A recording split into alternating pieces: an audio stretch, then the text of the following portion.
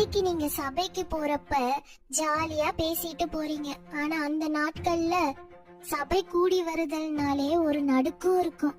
நாங்க எங்க கூடணும் தெரியுமா? வீட்ல மட்டும் இல்ல, தேவாலயத்தின் சாலமோன் மண்டபத்துல. அந்த இடம் சும்மா கிடையாது.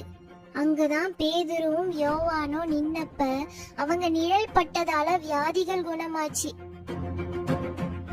ஏன்னா பழைய ஏற்பாட்டுல தேவாலயத்துக்குள்ள மேகமா இறங்கின அதே தெய்வ மகிமை ஷக்கீனா இப்போ அந்த மண்டபத்துல அப்போஸ்தலர்கள் நடுவுல இறங்கி நின்னுச்சு. நாங்க அப்போஸ்தலர்களை வெறும் அண்ணன் தம்பியா பார்க்கல, அவங்கதான் புதிய இஸ்ரேலின் ஆசாரியர்கள் என்கிற பயம் எங்களுக்குள்ள இருந்துச்சு.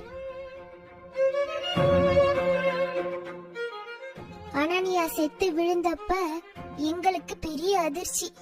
வாலிபர்கள் அவரை தூக்கிட்டு போய் அடக்கம் பண்ணிட்டாங்க. சரியா 3 மணி நேரம் கழிச்சு சப்பீரா வராங்க. இந்த 3 மணி நேரம் இதுதான் இந்த கதையின் முக்கியமான நேரம். சப்பீரா வீட்ல என்ன நினைச்சிட்டு இருந்திருப்பாங்க? அவங்களுக்கு தெரியாது தன் கணவர் இறந்துட்டாருன்னு.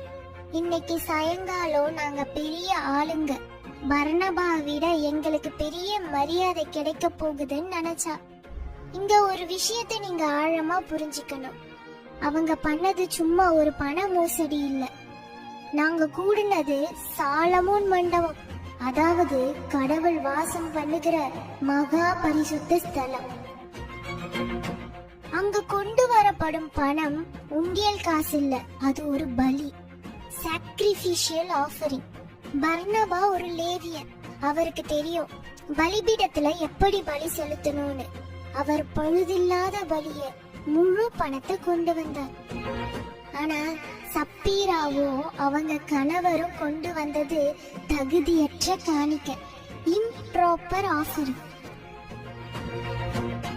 பழைய பாட்டுல நாதாப் அபியூ எப்படி தகாத அக்கினிய தேவ சமூகத்துல கொண்டு போனாங்களோ அதே போல இவங்க கலங்கமுள்ள பலிய கொண்டு வந்தாங்க.